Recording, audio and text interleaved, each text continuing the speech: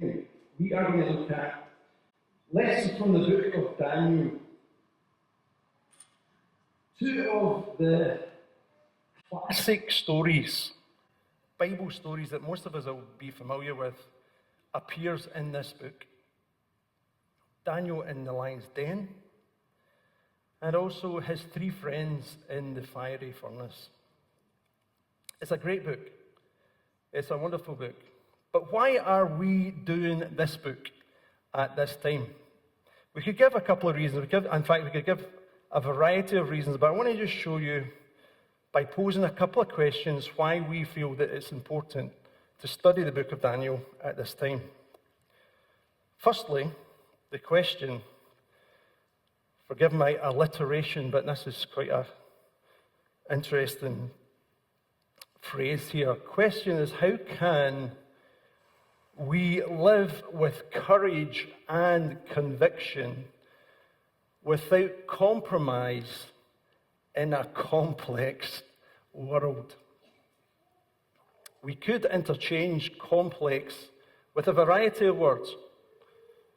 We could say living in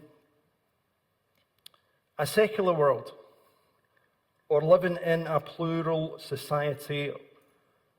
And because we are moving further away from Christian values, if you want to say that, we could say that we are living in a hostile world. So how are we to live with courage and conviction without compromise in such a world? Or, to add to that, is where should we draw the line?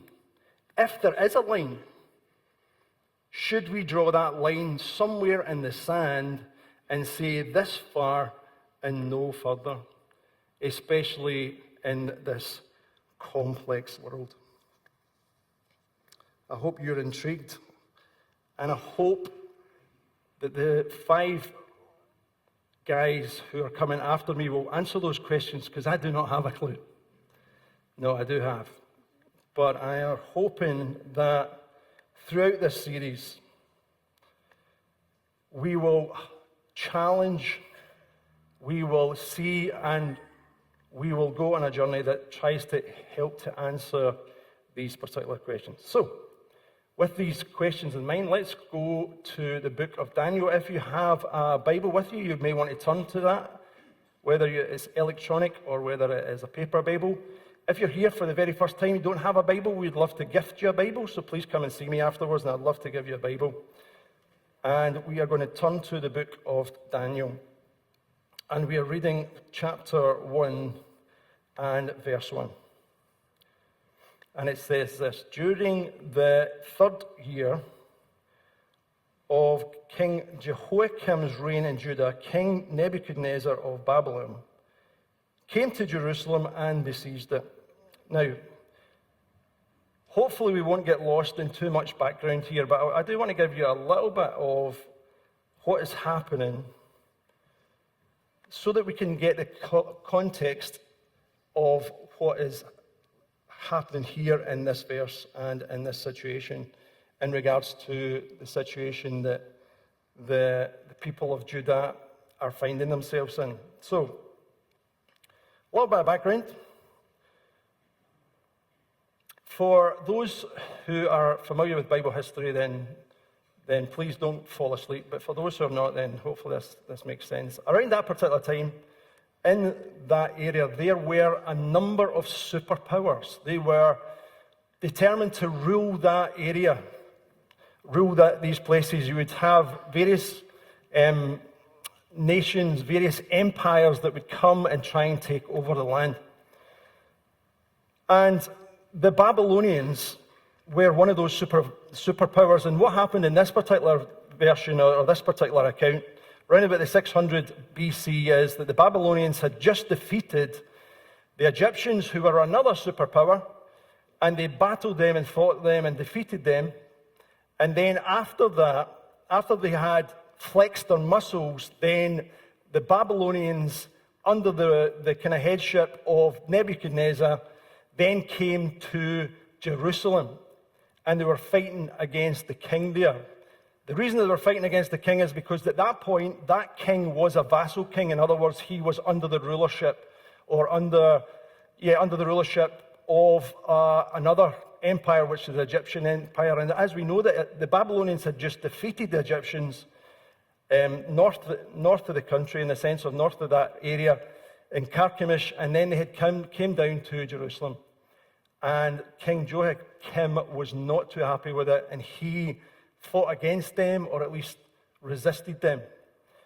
And so we have that standoff here. We have the Babylonians coming to Jerusalem to fight, to besiege. This is a powerful army. This is an incredibly powerful and ruthless nation, and they're at the city gates. And so you're thinking, okay, we're at the city gates. What is going to happen now? Remember, this is the people of God. These are the people who God has had a special relationship. And so you're thinking, what is going to happen? I know if you know the story, then you'll understand what happens next. But let's just look at what happens from here. Then it said, the Lord gives Nebuchadnezzar the victory over King Joachim of Judah, and permitted him to take some of the sacred objects from the temple of God. So Nebuchadnezzar took them back to the land of Babylonia and placed them in the treasure house of God. The Lord gave victory over King Joachim of Judah. Whoa. Wait a minute. This is not supposed to happen. What's supposed to happen is that God is supposed to deliver the people of Israel. God is supposed to stand up for the people of Jerusalem. And he's supposed to defeat the enemy, because that's what we've seen in the past in this particular area. Not so long ago, in this particular part, Jerusalem was being attacked by another superpower, Assyria. And it was a king called Hezekiah, and they came up to the gate and were threatening, just exactly like what was happening here with the Babylonians. And God totally delivered his people from the hands of the Assyrians, but not this time. He gives his people over to the enemy. Not only does he do that, but they then take and carry the stuff, the important stuff, the special stuff in the temple, the holy stuff. They take them from Jerusalem and carry them all over to Babylon.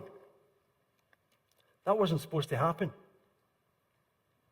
It was a shocking part of the story.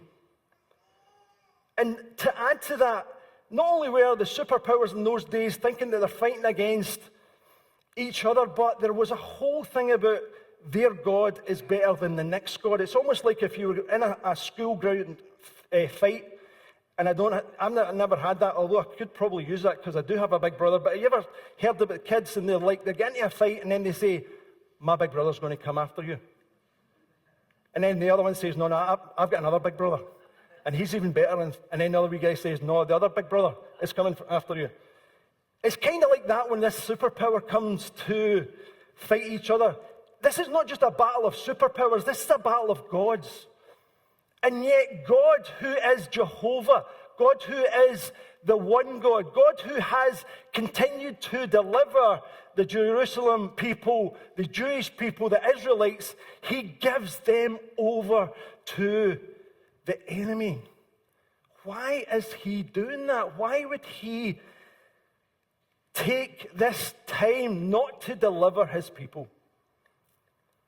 Again, our story, our context, our scripture at this point doesn't tell us, but if we have to look beyond that, we will see the reason that God does not deliver them and gives them over to the enemy is because of a history where the people of Judaism, the people of Jerusalem, the people of Israel continually disobeyed God. They continually sinned against him. They continually gave into idolatry. They continually lived in a way that was anything but God. And so, even though they were good kings in the past, like Hezekiah and Josiah, they were terrible kings, including this particular king who were leading his people in evil. And God would continue to warn his people. He would bring what's called prophets, and prophets would say to them, listen, repent, come back to God. And sometimes that happened, but a lot of times they would just go through a cycle where they would repent, and then they would come back, and then they would do the same particular evil again and again and again. And so God tragically and somewhat shockingly in here gives his people over to the enemy. And then they take the most precious, holy things in the temple and take them to their city and put them in their temple of their God. And we have a situation here. But not only is that, take some of these articles, but we move on and find in the story, this is what happens. Let's read together. Then the king ordered Ashpenaz, that's I'm sure how you say that, his chief of staff to bring to the palace. So not only are they bringing articles, but some of the young men of Judah's royal family and other noble families who had been brought to Babylon as captives. So we are now moving where we're taking not only articles, but we're taking people as slaves from that area. And look at what type of guys these are. Not only are they from royal stock, but he says this: select only strong, healthy, good-looking young men. Make sure they are well-versed in every branch of learning and gifted with knowledge and good judgment and are suited to serve in the royal palace. Train these young men in the language and literature of Babylon. The king assigned them a daily ration of food and wine for their own kitchens, from his own kitchen, from his own table. They were to be trained for 3 years, and then they would enter the service. And so he chooses four, among these many folks, hundreds of people, he chooses 4 young men. These young men have already been pre-selected, just thinking that. They're handsome, good-looking, strong young guys who are also well-trained and well-versed. They are astute, they are sharp, and so they have been through a pre-selection. And among these 4 guys, or amongst these, and these are the 4 that he chooses: Daniel, Hananiah, Mishael, and Azariah were the 4 young men chosen from the tribe of Judah. Now just sit at that and pause that for a moment.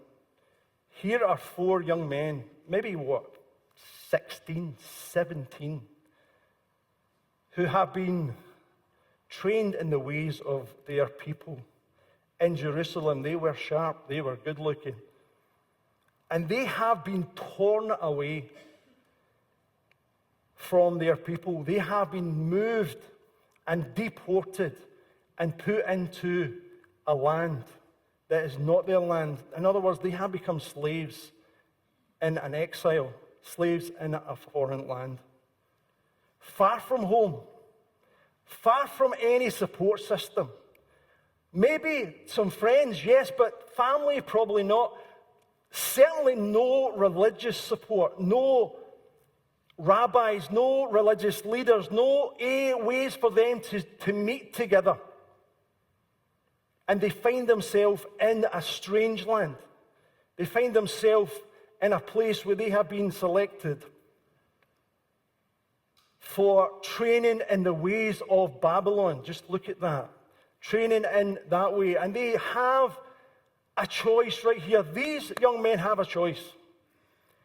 They can either say yes to the training,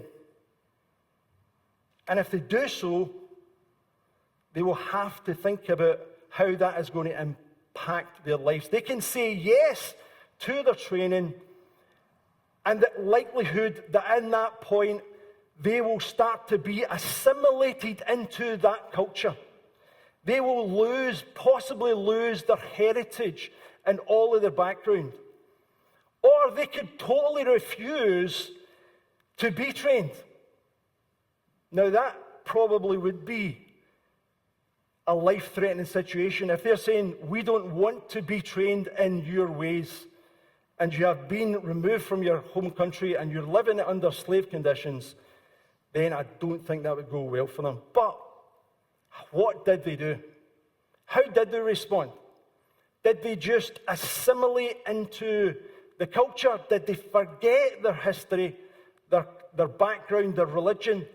Let's see what they did. But Daniel was determined not to defile himself by eating the food and wine given to them by the king. He asked the chief of staff for permission not to eat these unacceptable foods. Now, God had given the chief of staff both respect and affection for Daniel, and we will see that God will jump in here and help.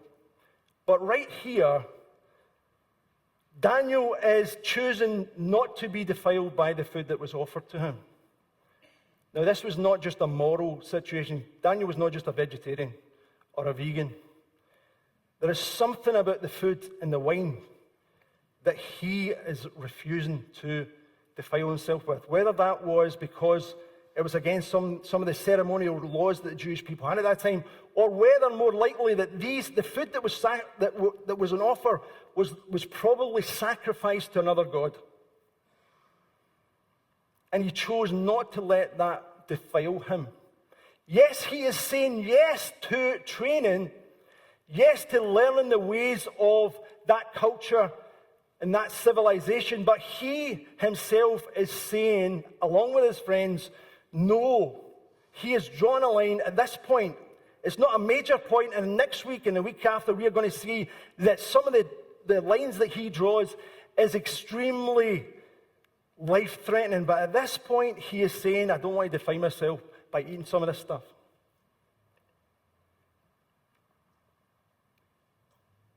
The interesting thing about trials and temptations and tests that not only they face but we face is it does this. It reveals that which is already in you. These boys who were there, miles from anywhere, miles from family, miles from also maybe adult authority and adult supervision or other people, could have easily just forgot their past, forgot who they were, forgot their religious upbringing, forgot that. But there was something about these young people. The tests right here, and we'll see further than that, it reveals what authentically is inside of them. Who they are inside of them. Who they not only are kind of raised, but who they really want to be and who they want to be in this culture. How did they get there? How did these young men become such wonderful young men who are displaying such godly character? Well, I want to just suggest a couple of things. I want to just look at the names. Look at the names. And I'm going to, this hopefully going to earth. Sorry we're taking a long time, but hopefully we're going to earth this soon. There is something in the name. There's something in each of these guys' names. Daniel means God is my judge. Hananiah means the Lord is gracious. Mishael means who is what God is. In other words, that idea that nobody is like God who he is. And Azariah, the Lord has helped. Let me pose a question. Did they give themselves their names when they were born? Who gave them their names?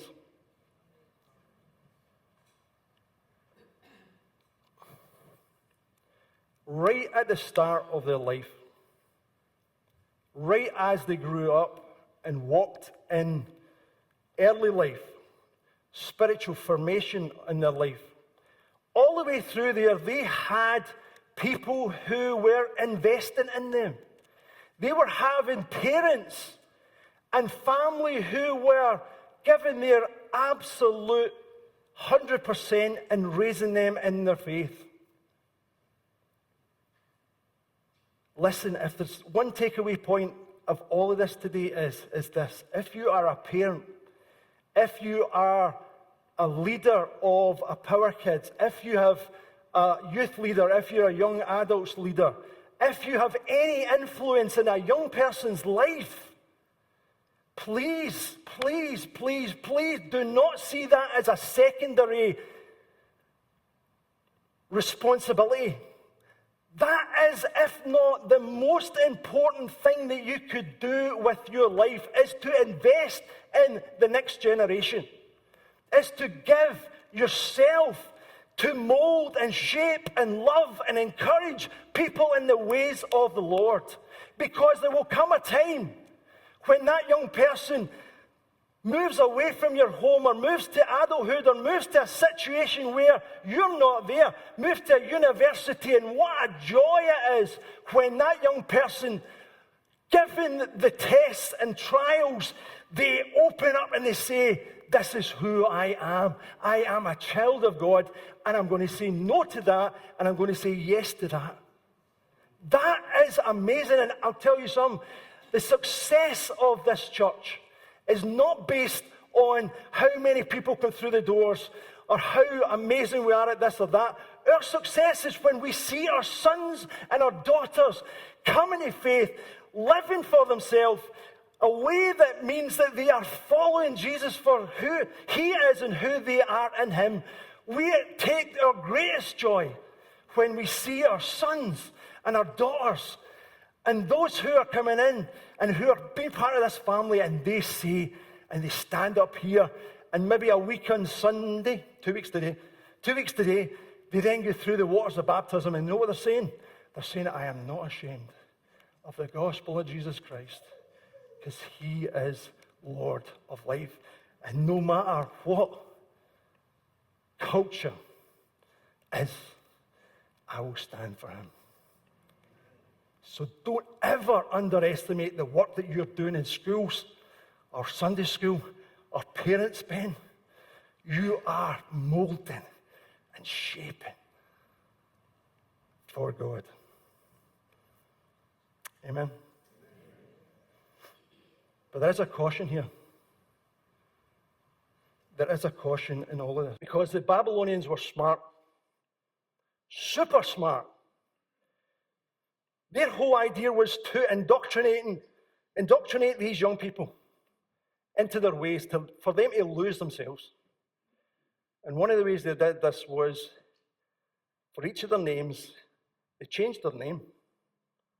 You may know this, because you would probably not recognize, if you're familiar with the Bible, especially when it comes to the part which we're going to get to in a couple of weeks' time, where you see the 3 young people in the fire. We don't really call them Hananiah, Mishael, and Azariah. What do we call them? See, most people know that. Shadrach, Meshach, and to bed you go.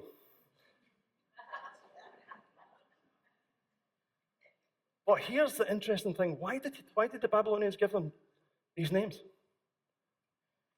Because they're trying to move them away from their true identity. Let me read what these names are. For Daniel, God is my judge, calls him Bel, because again, it's what's interesting about this is Daniel never ever really gets called his name, his Babylonian name, which is really interesting. But anyway, let's look at this. Belteshazzar, that's his name, which means favored by Bel.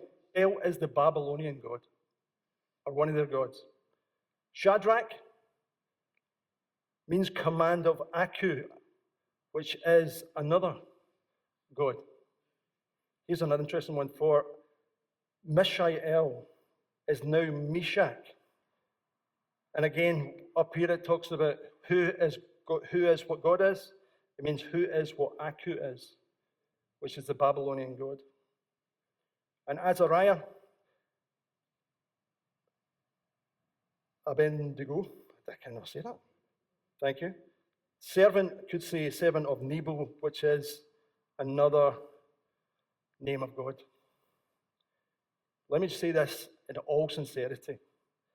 The Babylonians knew that to assimilate and to indoctrinate and to move people away from whatever was their identity to somewhere else, they had to change who these folks are.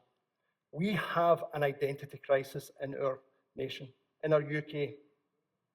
We absolutely do, and we're not going to drive into this too far, but as much as the Babylonians were trying to change the identity of who these young people were in God, let's put it in a positive way. We need to reinforce, encourage, tell our young people who they are in God. We are living in confusion. And sometimes I get really confused, especially in the whole gender identity confusion. Do you know what confusion means? Here's what the word means. To pour together. It's an interesting word, isn't it? We are confused because we have poured together a mishmash of beliefs that has confused who we are in God.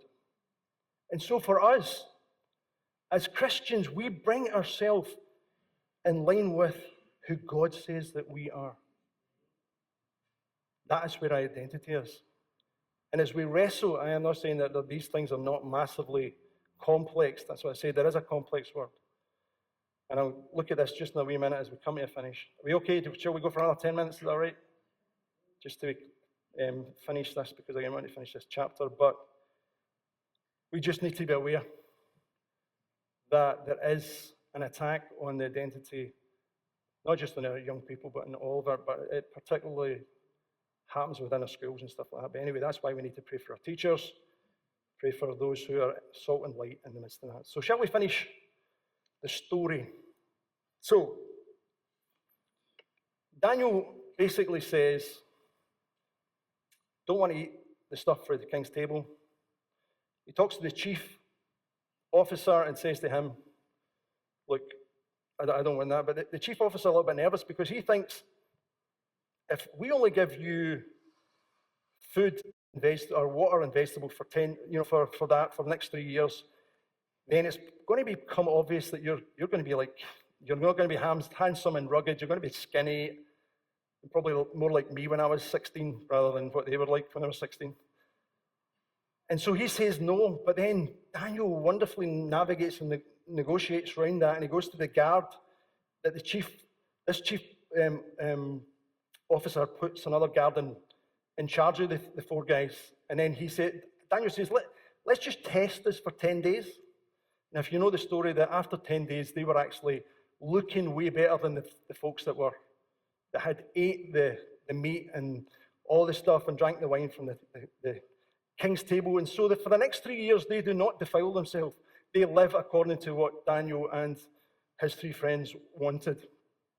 And then, at the end of this, the king pulls these guys in. This is it. The king then interviews, because what this is, remember, this is 3 years of training in the Babylonian culture, in the literature of all of that is, and then the king brings them in because he then tests them to see if they're now worthy. Man, talk about this is worse than the X Factor. They go through so many different selection processes, and then he's there, and look what it says about Daniel and his three friends. Whenever the king consulted them, this is afterwards, they're in there, so this is a little bit later, but he says, whenever the king consulted them in any matter requiring wisdom and balance, judgment, he found them 10 times more capable than any of the magicians and enchanters in his entire kingdom. That is the story of Daniel. So how are we to respond? And hopefully you've caught what we are talking about today, and we will respond further as we get into this.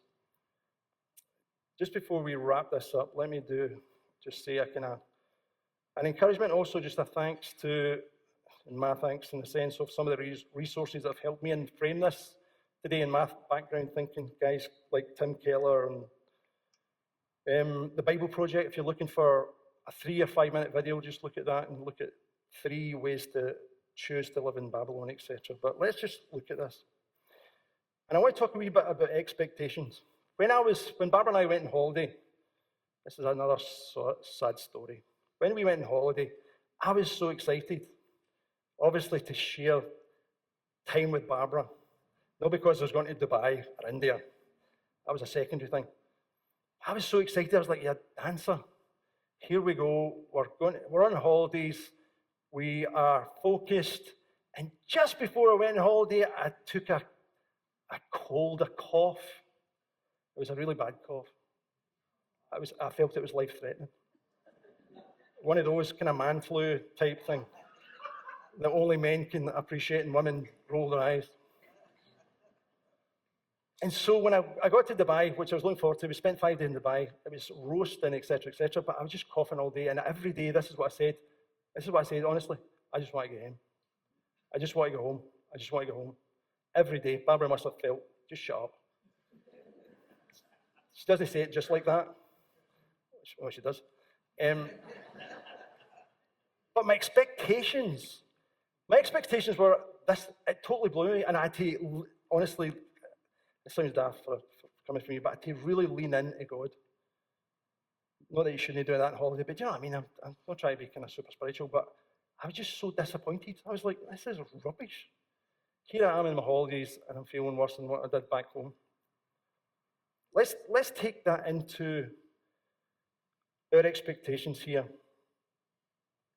Firstly, as we think about our key questions with regards to courage and conviction and not compromise in a complex world, firstly, don't expect people who are far from God to live like Christians. And that includes governments, that includes people who are in areas of authority. The reality and truth is that our Christian collective voice is not as strong as what it once was. Do you understand that? This is not doom and gloom, this is just reality. And we could look at facts and figures on that. Let me just give you one thing in that. And please hear this out of every church. I would boast about every church. But our national church, the Church of Scotland, the church that I was raised in, according to this is the fashion, this is just an example of this, that our Christian voice is less and quieter than it's ever been, or at least in the past few years. Here's what it is. Here's a figure. National Church in 2021, this is just the numbers of members. In the, it's 283,600, that's members on the roll. In the 50s, it was 1.3 million. Number of people who attend Church of Scotland every week. Prior to COVID, the membership was 240. People coming to church. Before COVID, it was 88,000 people. Today, on 2021, it's 60,000 people that attend. Naturally, the less Christians you have in our society, the quieter our voice will be. But we don't expect, please do not expect policies to be Christian that come through our government. This is not what we should expect. However, what should we expect? We should expect Christians to live up to the name. I just want to encourage you to do that. I'm encouraging myself today. Live up to your name. If you're going to be a Christian, live to that. Live to that name. I'll leave that there for a moment. We are called, and again, back to this thing about Babylon. You could live separate life. Well, we can in our thinking today. They couldn't, in a sense, but we can live totally separate and not be part of the world. If you want to say that, we could try and separate ourselves and become a little holy huddle and live in. Well, no, we can't with, but we could be the truth behind the church walls. Well, that's not what God calls us to be. God calls us to make a difference in this world. Daniel and his friends went to a place where they didn't want to go, but when they got there, they then took all of the learning from Babylon, but they also took who they were in God and influenced the city. And wouldn't it be wonderful today if we were the folks, we were the people, if our young people were middle-aged people, or old people, were an influence for good in our city. And then thirdly and finally, let me just come back to where we are. We talked about living with courage, living with conviction, and with compromise. Let me just do another scene that I'm referring to. We haven't another. Let me read this verse, which is a beautiful verse from the Message version. It says this: Go easy on those who hesitate in their faith. Go after those who take the wrong way, and be tender with sinners, but not soft on sin. The sin itself sinks to high heaven. Let me make a plea here, and it's to live with compassion. You can live with courage. Yes, please do. You can live with conviction in a world that says that you should do something else. You can draw your line in the sand in many places, and I hope we will think these things through. And when you make a stand and you say this and no further, then I hope you have the backbone, the steel that will say, Father, God, this, Father, no, but there's another thing here, and that is the thing about compassion. We need to treat people with compassion. Jesus was moved with compassion. We cannot expect people who are not Christians to live like what we are living. And that, we're not talking about perfection, but we're talking about a way of holiness, a way where we are living in moral ways, etc., etc. Please, when we come to treat people, let us treat them with compassion. And also remember, because we are not perfect.